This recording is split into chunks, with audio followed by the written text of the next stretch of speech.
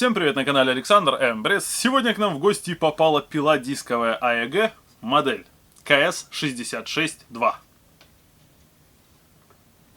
В комплекте с пилой идет Г-образный шестигранник 6 мм для снятия оснастки, под который в корпусе пилы предусмотрено посадочное гнездо. Параллельный упор с разметкой и барашек для его фиксации. Крепкая и довольно вместительная сумка. Ну и, конечно же, пильный диск с крепежными элементами. Стандартный фланец в этой пиле имеет посадку для дисков 30 мм. Ну а теперь давайте чуть-чуть заострим внимание на самом диске. Наружный диаметр 190 мм, посадка, естественно, 30 мм, толщина 2,2 мм и в нем 24 зуба. Вот такая вот фигня. Ну, с комплектацией разобрались, теперь давайте переходить непосредственно к самому инструменту. Пила оснащена блокировкой вала для быстрой смены оснастки, регулировкой глубины пропила с нанесенной шкалой и регуляция угла пропила, также с нанесенной шкалой. Помимо всего этого имеется фиксация на самых, скажем, распространенных углах: 56, 45, 30, 22, 15 и 0 градусов. То бишь на каждом из этих углов платформа как бы фиксируется. И мы ее можем чик по бырику зажать. Ну, короче, удобно. Надеюсь, что шкала показывает угол точно. Это мы чуть-чуть попозже проверим. Думаю, всем и так было понятно, но угол регулируется в диапазоне от 0 до 56 градусов. Да, кстати, рычаги, с помощью которых мы фиксируем угол и глубину пропила, выполнены в виде подпружиненных накидных ключей, что позволяет нам ставить саму вот эту рукоятку в нужное нам положение. Удобно. Теперь внимательно взглянем на платформу. А именно вот сюда вот. Здесь у нас имеется маленький-маленький болтик под маленький шестигранник. Это упор. А вот он где находится. И этим упором можно в идеал выставить 0 градусов. То бишь, чтобы диск стоял под прямым углом. Вот такая вот небольшая, но, на мой взгляд, довольно приятная плюшечка. Но теперь по поводу глубины пропила. Естественно, она зависит от угла, под которым вы пилите. Если пилить под прямым углом, то глубина пропила максимальная составляет 63 мм. Если под 45, то 47 мм. Ну и если под 56, то 36 мм. Вот примерно так. Помимо этого, естественно, глубина пропила будет зависеть от наружного диаметра диска. Кнопка включения в данной пиле без предохранителей. Кстати говоря, пишите свое мнение по поводу того, надо ли в кнопках таких встраивать предохранители. Желательно обоснованное. Расклинивающий нож, как и крепление под него, не предусмотрено конструкцией. Зато предусмотрен съемный переходник для подключения технического пылесоса. Наружный диаметр его составляет 37 мм. Мощность инструмента 1600 Вт. Обороты 5800 в минуту. Платформа литая. Толщина металла 4 мм. Имеются ребра жесткости, разметка и крепление для параллельного упора. Как в самом начале ролика было сказано, одно из них с резьбой для барашека. Длина провода от пыльника до вилки 3,85. Проводок мягенький, вполне. Теперь будем заценивать люфты. Для начала то, что практически никого не волнует. Это люфт защитного кожуха. Он есть везде, так что это нормальное явление. Теперь зазор.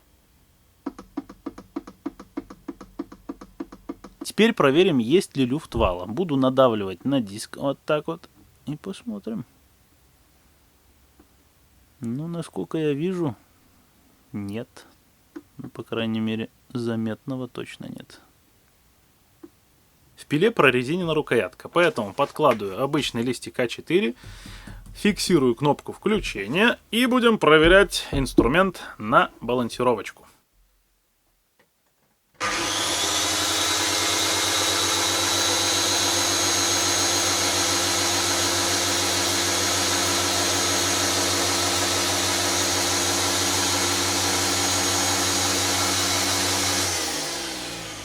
Как показал тест, над балансировочкой следовало бы поработать. Но теперь давайте посмотрим, насколько геометрически правильная эта пила. Для начала проверим, параллельна ли платформа нашему диску. Берем штангелек и делаем замер сначала с одной стороны, потом с другой. Здесь у нас 36 в плюсе, ну пускай и 2 будет. С другой стороны у нас 38. Увы, немножко неправильная геометрия. Повторюсь, 36,2, а здесь 38. Выставил пометки 0 градусов. Теперь давайте проверим, насколько прямой угол между платформой и диском. Берем угольник, прикладываем к платформе и ведем до диска. Думаю, видно, что прямой угол, ну, чуть-чуть не совсем прямой. Сейчас посмотрим, насколько эффективно работает этот упорчик. Вот он, наш все еще кривой угол. Ослабляю регулятор угла и начинаю поджимать упором все это дело. Так. Ну, естественно, все одновременно с этим промеряю угольником. Ну-ка. И вуаля. Да. Прям прямой угол. Корректировка прямого угла у меня заняла в буквальном смысле пару секунд. Погрешность на моем экземпляре 1 градус. Пишите, кстати говоря, какая погрешность у вас. Сейчас после корректировки произведу еще один наглядный замер прямого угла. Затем приступим к замерам 45 градусов. Что касается корректировочки вот этой ручной, ну, придумано неплохо. Конечно, в идеале было бы так, чтобы сразу 90 градусов было, тютелька в тютельку. Но, в принципе, даже такая корректировка меня бы лично устроила. Особенно с учетом того, что ее сделать надо один раз. Ну и как бы все, упор стоит на месте, у тебя твой прямой угол есть. Ну, будем считать, что хорошо. Кому нравится вот эта приблуда, пишите в комментариях. Кстати, как вариант, можно даже попробовать на какую-нибудь кривую косую пилу такую корректировку ставить. Ну да ладно, это в других видео. Смотрим замеры. Берем наш угольник и прислоняем к диску. Все стало просто супер плотничком. Ровно 90 градусов. С прямым углом, думаю, все ясно. Теперь выставляем 45 и приступаем к замерам. Опять же, берем наш угольник, ставим на платформу и ведем к диску. Ну, небольшая погрешность есть, но ключевое слово небольшая. Теперь посмотрим, насколько у нас прямая платформа.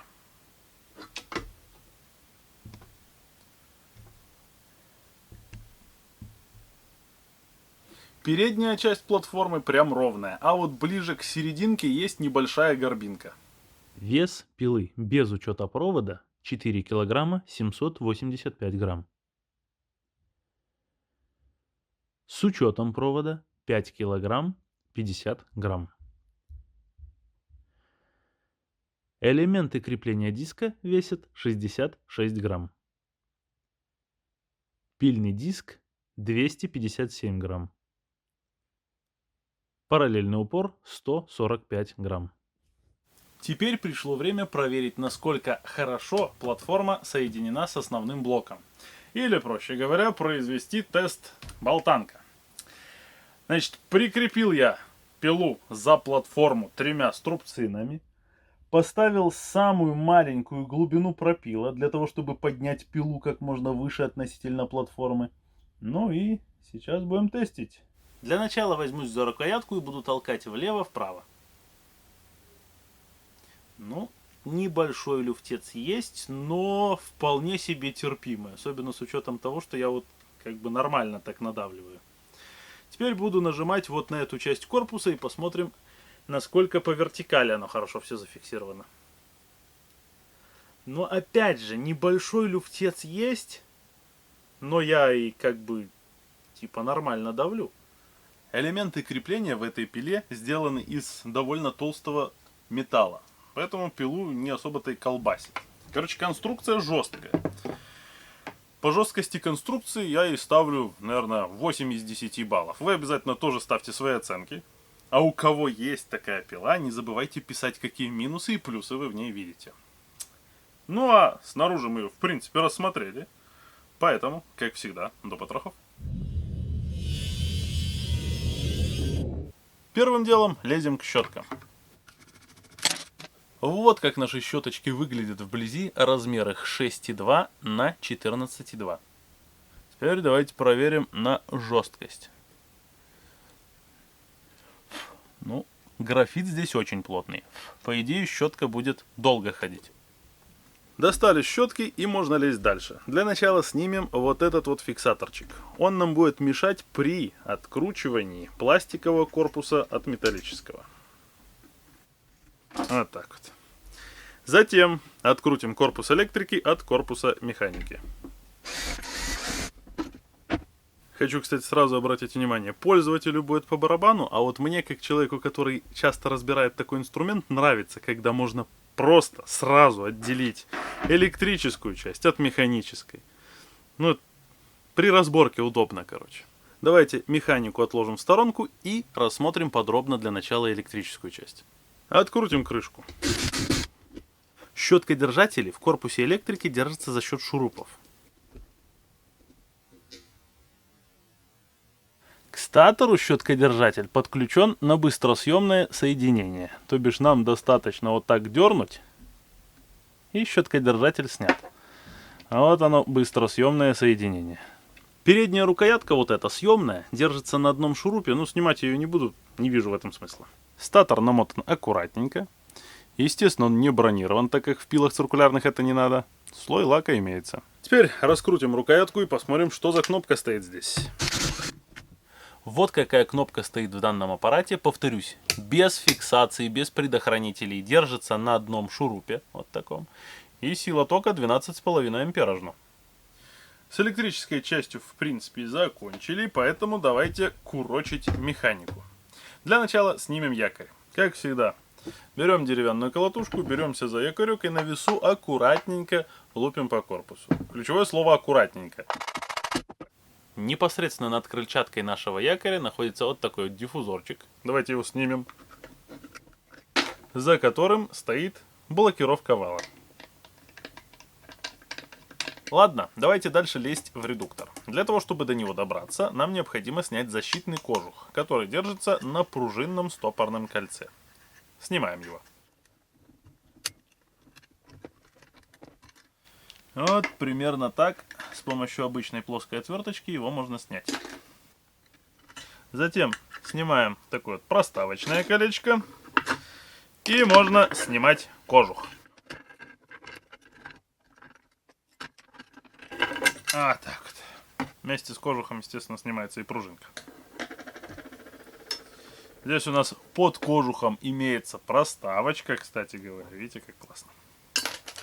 Ну и вот наша передняя часть корпуса редуктора. Откручиваем. Теперь возьмем переднюю часть редуктора и выпрессуем ведомый вал с шестерней.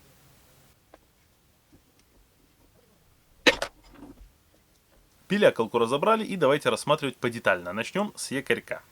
Обратите внимание, какой здоровый здесь коллектор.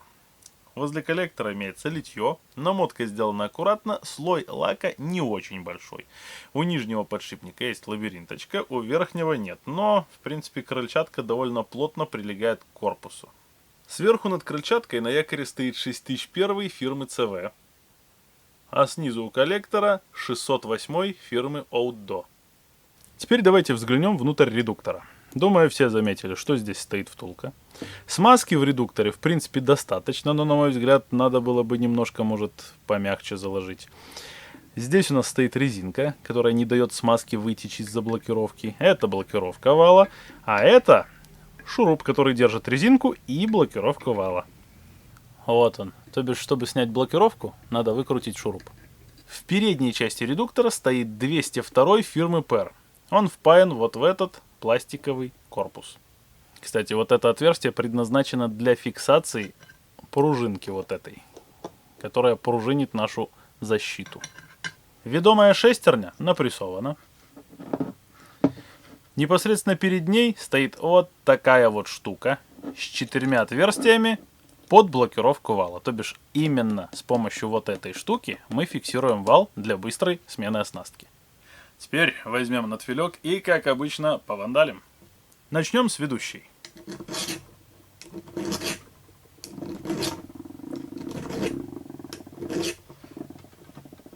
Надфилек еле-еле заметный след оставляет. Шестерня довольно твердая.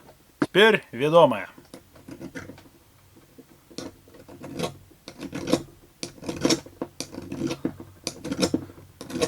Ну, по ощущениям, малость мягче. Но тоже нифига не пластилин. Кстати, забыл пояснить за смазки, почему я считаю, что в данной пиле необходимо применять немножко более мягкую, более жидкую смазочку. Перед тем, как разбирать инструмент, мы его включали. После разборки я беру ведомую шестерню, которая медленнее крутится, и смотрю на ее зубья. Если на ее зубьях прям отчетливо распознаваемая масляная пленка имеется, значит все зашибись. Если так себе, вот как в данном случае, то, на мой взгляд, надо немножечко более жидкую смазку применять, чтобы она попадала и оставалась на шестереночке. Но здесь, наверное, немножко не предусмотрен корпус редуктора под более жидкую смазку, потому что здесь нет никакой резиночки. Вот. Так что я бы еще и резинку добавил. Вообще. Ну а запчасти у нас, короче говоря, закончились, поэтому давайте собирать. Для начала соберем рукоятку. Убедились, что никакие провода нигде не торчат, и устанавливаем верхнюю часть корпуса. Ну и, естественно, прикручиваем. Затем возьмем щеткой-держатель. Прицелимся быстросъемом от статора. Вот так вот. Подключим статор. Ну и, естественно, прикрутим щеткой-держатель. Когда будете прикручивать щеткой-держатель, придерживайте его. И зажимайте без фанатизма. Поставили щеткой-держатель, и можно устанавливать заднюю крышку. Корпус электрики пока что отложим в сторонку. И приступим к запрессовке ведомой шестерни. Подбираем наставку нужного размера и запрессовываем. После этого берем нашу собранную переднюю часть корпуса редуктора и вставляем в алюминиевую часть. Вот так вот. Ну и, естественно, прикручиваем. После этого ставим в удобное для сборки положение и не забываем поставить вот эту штукенцию. Потому что если мы поставим сначала защиту, то потом эта штука уже не влезет. И начинаем ставить защитный кожух. Первым делом ставим проставочку. Затем устанавливаем пружинку внутрь кожуха. Вот так вот. Обязательно проследите за тем, чтобы вот этот зацеп зацепился. Проставка установлена, пружинка установлена. Вооружаемся небольшими тоненькими плоскогубцами и приступаем к установке. Установили нашу защиту почти в нужное положение. Потом берем вот за вот эту торчащую фигню из пружинки и ставим ее в отверстие, которое я вам до этого показывал.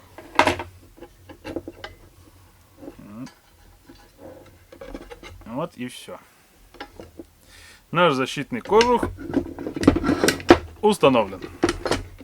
Вот, пружинит все как надо. Осталось его зафиксировать колечками, которые мы снимали в самом начале ролика. Поставили проставочку и будем сейчас устанавливать вот это стопорное.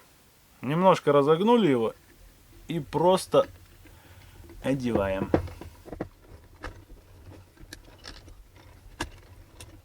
Вот так вот. Все. Лепота. Кстати, совсем забыл объяснить, как происходит фиксация угла на регуляторе угла пропила.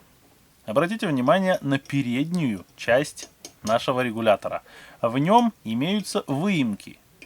В эти выемки попадают подпружиненный шарик и тем самым фиксируют в определенном положении заднюю часть нашего регулятора. Вот так вот. Все довольно просто. Теперь возьмем наш диффузор, установим в корпус и будем приступать к установке якоря. Прицеливаемся и устанавливаем. После этих манипуляций ставим прокладочку, железячку, корпус электрики, Ага. И прикручиваем. Теперь берем маленькую отверточку, приподнимаем вот эту штукенцию повыше, ложим прокладочку и накручиваем наш фиксатор. Вот так вот. Финишная прямая. Устанавливаем щетки. Как всегда, сначала крутим в обратную сторону до щелчка, а уже после этого начинаем закручивать в нужную. Зажимаем без фанатизма. То же самое со второй. Давайте установим диск. Первым делом ставим посадочный фланец. Затем, естественно, сам диск. Верхний фланец. И болт. Берем шестигранничек и поджимаем наш диск. Вот так вот. Ну вот мы наше чудо техники и дособирали, поэтому давайте проверять.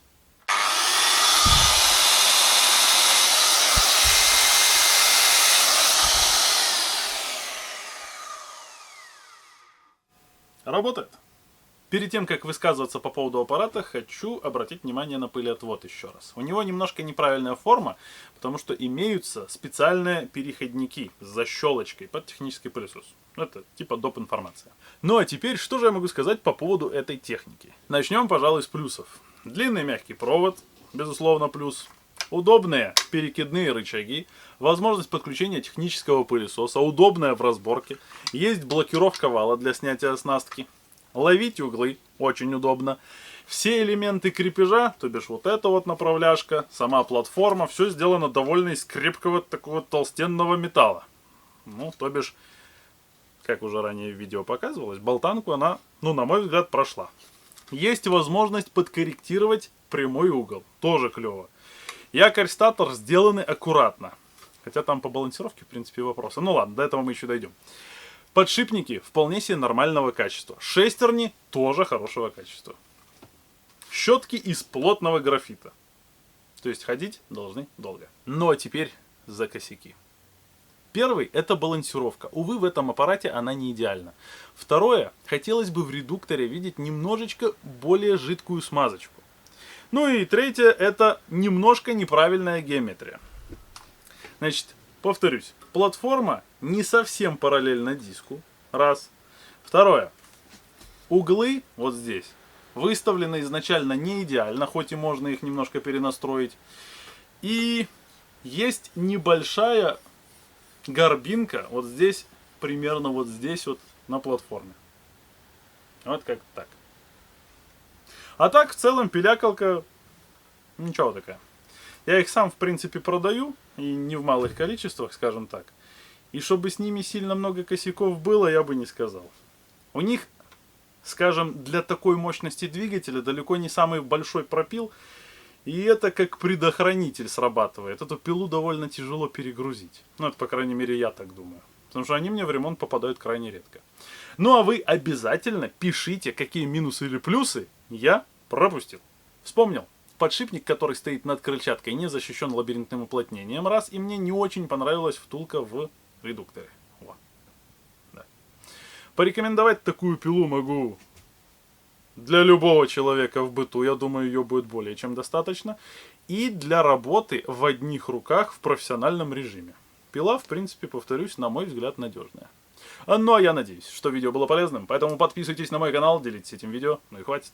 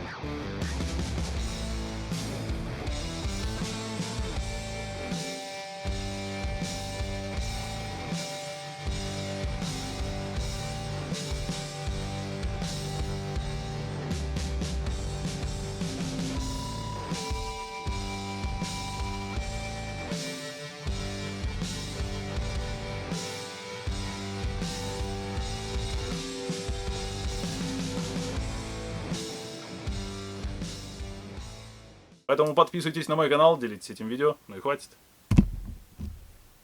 Я это снял. Ребята, вот честно, третий день съемок. Надоело снимать. А сейчас мне еще и монтировать предстоит.